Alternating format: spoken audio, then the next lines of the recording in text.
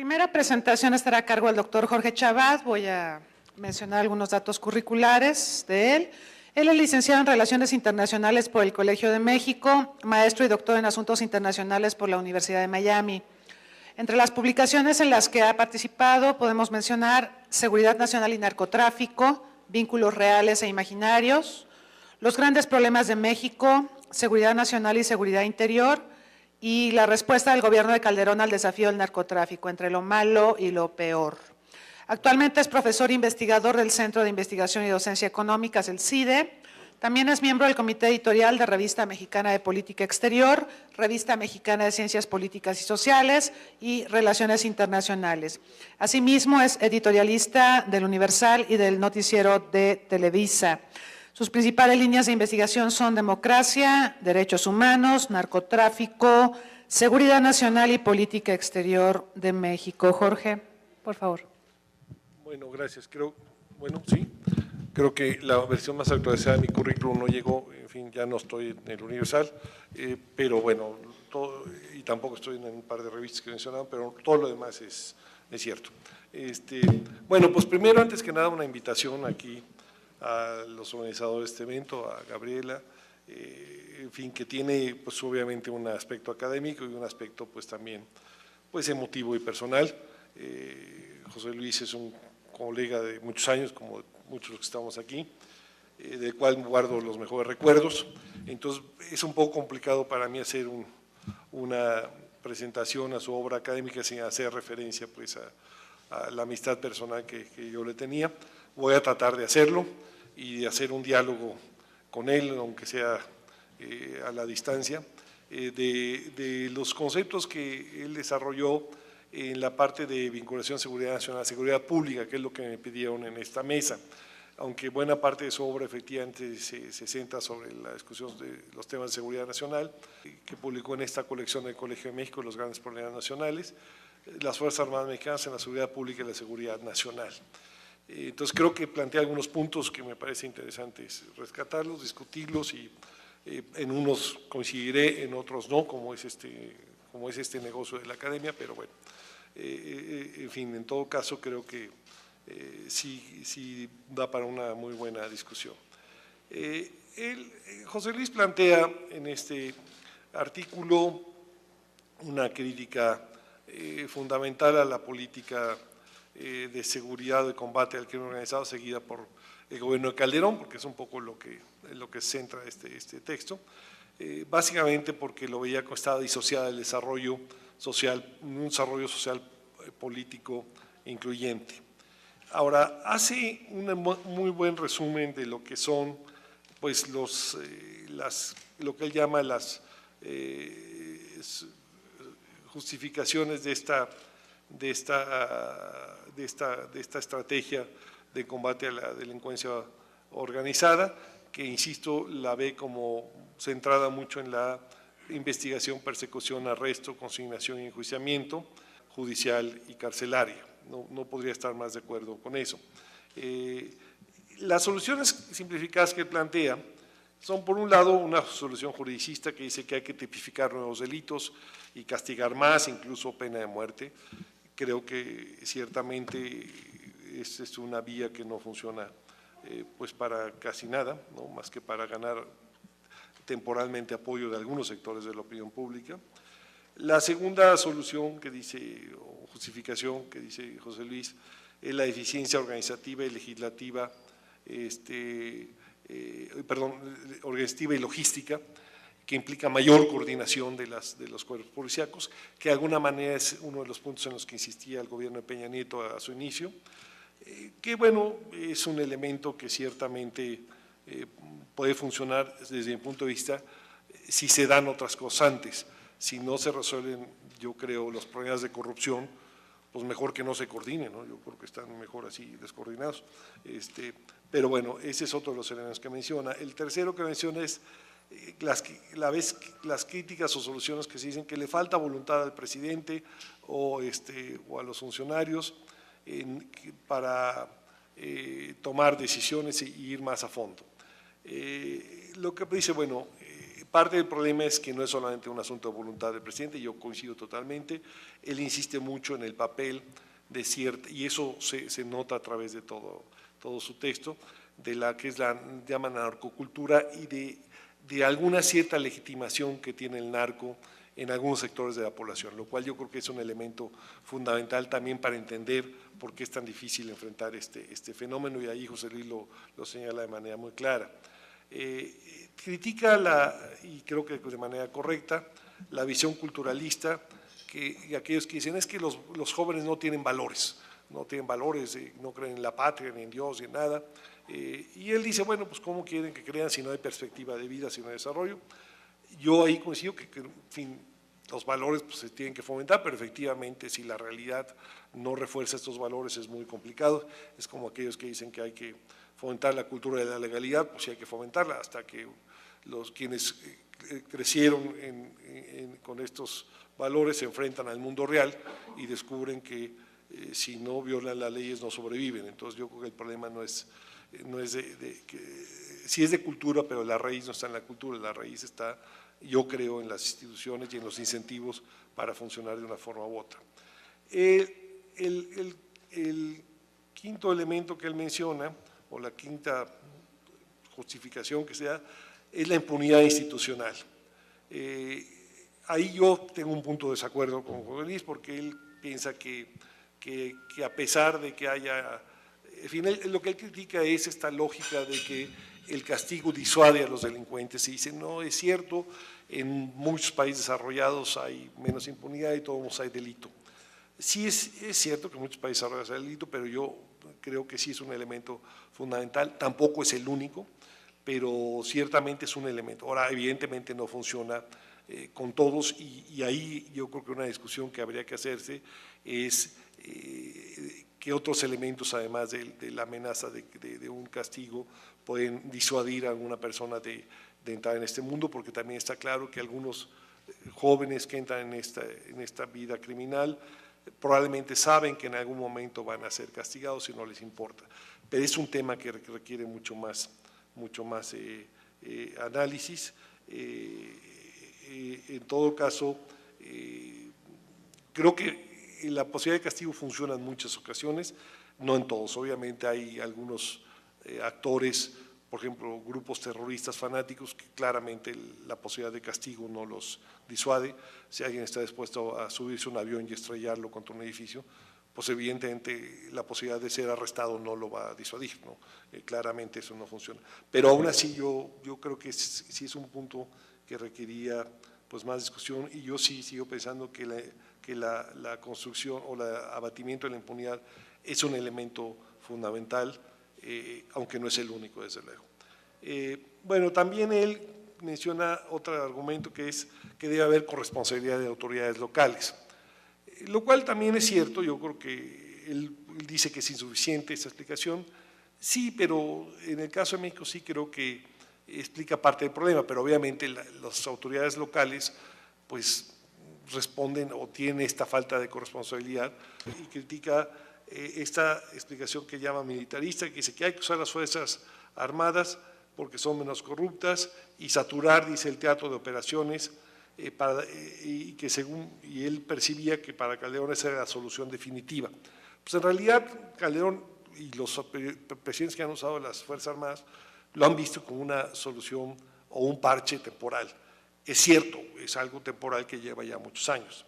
Incluso en otra parte de su texto, José Luis dice, bueno, ya que claramente, y ahí se ve muy realista, pues esto va a durar mucho tiempo, pues lo ideal sería tener ciertos controles sobre esta acción de las Fuerzas Armadas, como que haya respetos de derechos humanos en los teatros en los operativos, lo cual tampoco es fácil, pero sí creo que la solución va más por ese lado, mientras obviamente se construyen policías eficientes, lo cual pues quién sabe cuándo va a pasar, pero bueno, en algún momento de este siglo, espero.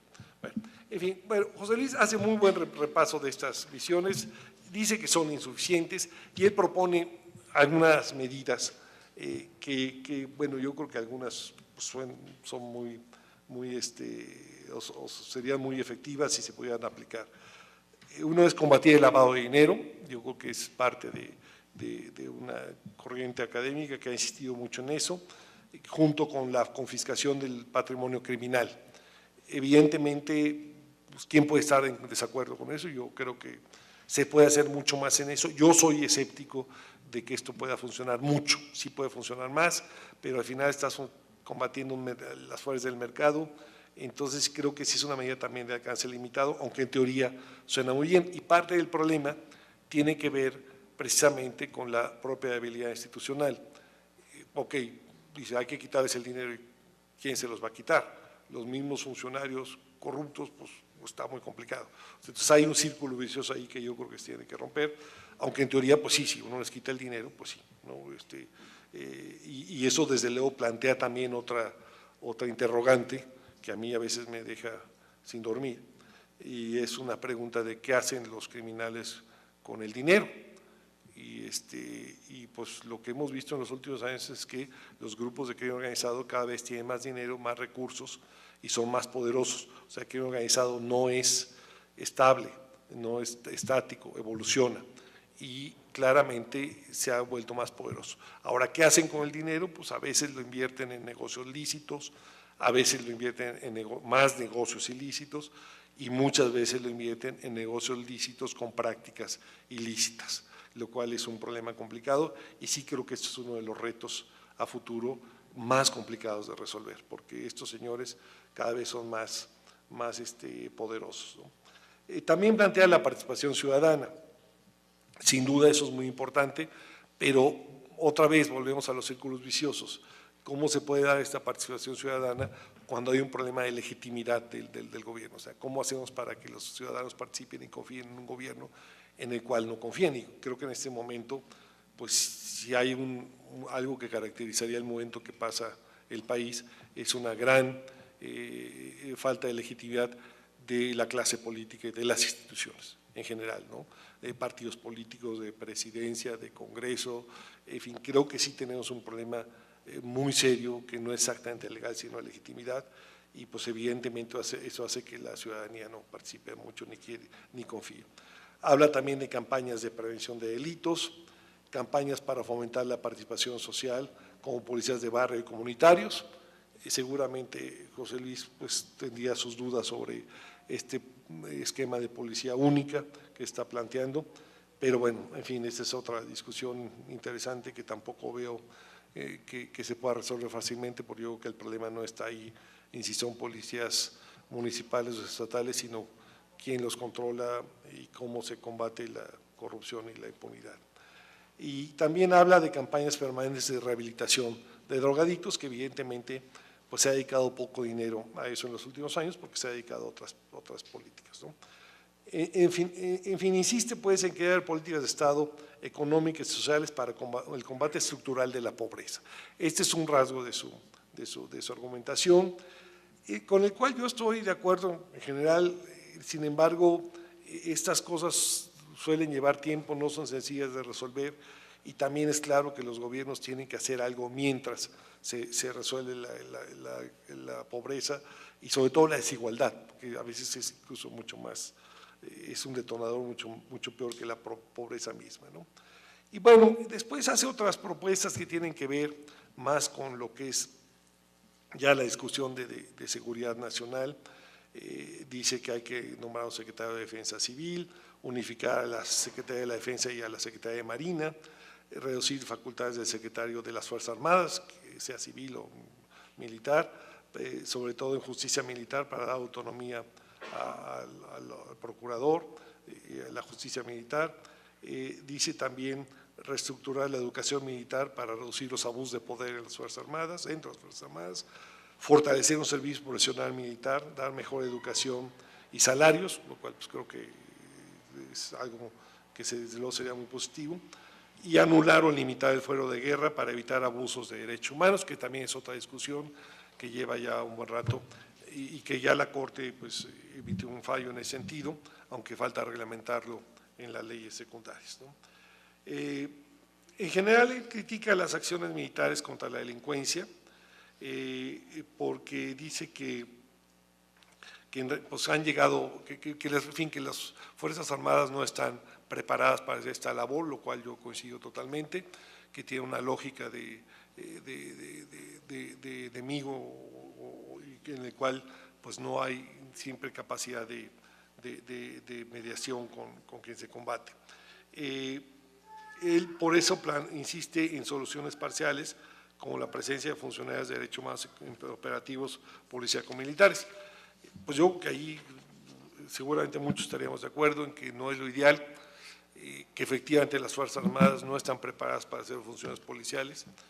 El problema es que las policías tampoco están preparadas para hacer funciones policiales. Entonces, pues ahí, ahora sí que Houston tenemos un problema, ¿no? Y en una tercera parte habla sobre las PAN, que pues ya, en fin, fue realmente pues casi una ocurrencia de los presidentes Bush y Calderón. Hace referencia a la amnistía Mérida, él le llama Plan México, y también pues mantiene mucha reticencia respecto a esta iniciativa porque dice que en realidad no es mucho dinero y que esto puede abrir la puerta a mayor presencia de Estados Unidos.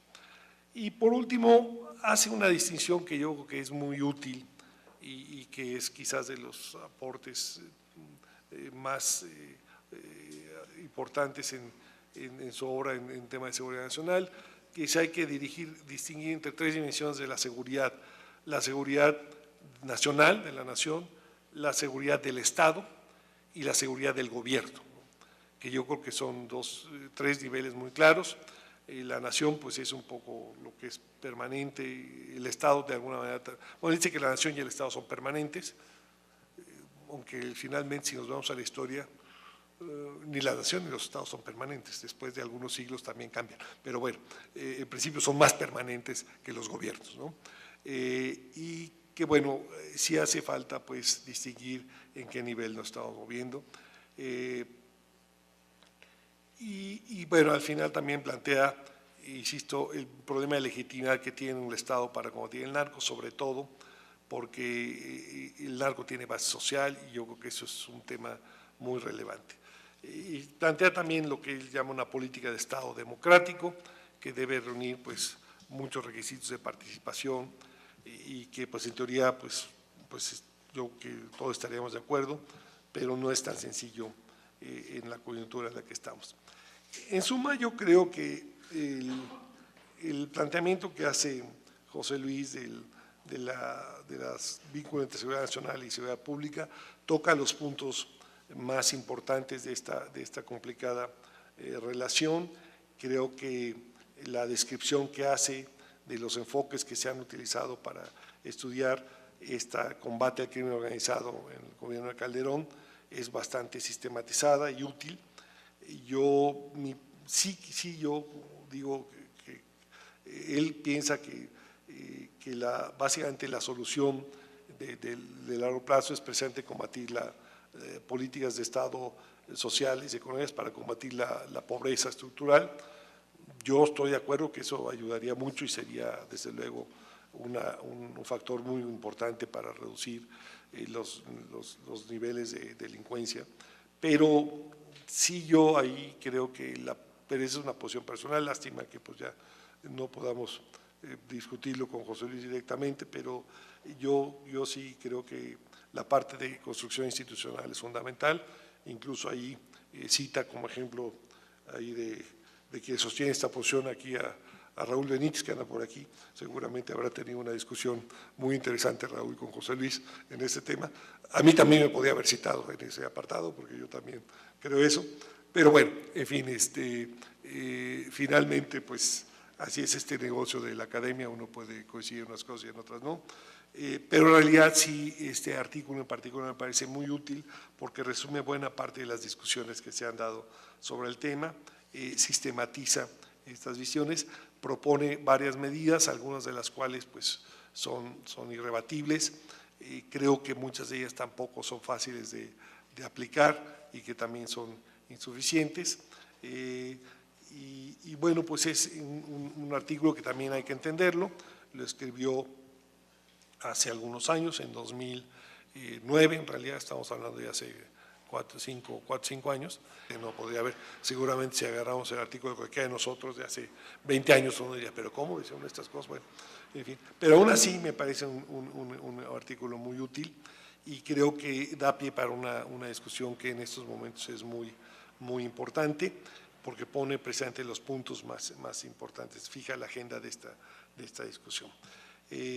Pues por último, pues yo quisiera simplemente hacer referencia a una anécdota personal con José Luis, que además me enteré de su muerte el año pasado cuando estaba en Londres, en unas vacaciones ahí que me logré pagar comprando boletos con millas y esas cosas que uno hace ahí, para sentir que de repente uno escapa de la realidad del tercer mundo por un momento. Y me enteré ahí, y precisamente cada vez que voy a Londres me acuerdo de una ocasión en la cual coincidimos, José Luis y yo, en una conferencia, creo que fue en el 98, y estábamos paseando ahí por unas calles de Londres, y en una de esas me acuerdo que pasamos por una calle cerca de Tottenham Court Road, del metro que está ahí, y venía un autobús de estos de Londres, de segundo piso, que son unos monstruos, ¿no? Es así como los del Metrobús, pero de 2 pisos, hecho la raya, ¿no? Y José estaba volteando por otro lado, y además en Londres siempre uno se equivoca a la hora de voltear, porque los autos vienen por el lado contrario, por eso siempre hay flechas en el piso, volteé para tal lado, porque los turistas siempre voltean para el lado equivocado. Entonces José Luis había volteado para el lado equivocado, y estaba a punto de cruzar, y yo vi venir este autobús gigantesco, y afortunadamente pude poner la mano, y lo detuve, y pasó, y no se hubiera parado el autobús, pasó hecho la raya. Y José dijo, uy, me salvaste la vida. Le digo, bueno, no, gracias, porque creo que seguro si hubieras venido solo te hubieras fijado más. Pero bueno, fue una anécdota que siempre que voy a Londres me acuerdo, porque veo los autobuses y me acuerdo de José Luis, que como que casi pasaba el autobús encima, entonces yo también me pongo a voltear para todos lados. En fin, la verdad, guardo los mejores recuerdos de él, me da mucho gusto estar en este homenaje, un gran amigo personal, un gran colega con el cual discutíamos y con el cual pues teníamos coincidencias y a veces no teníamos coincidencias, yo creo que es parte del negocio de la academia, pero bueno, pues sin duda creo que es una buena oportunidad para recordar su obra, que creo que, como ya se ha dicho en este evento, pues soy pionero en muchos temas y desde luego pues un académico relevante en los temas de seguridad nacional y que todos desde luego vamos a extrañar. Muchas gracias.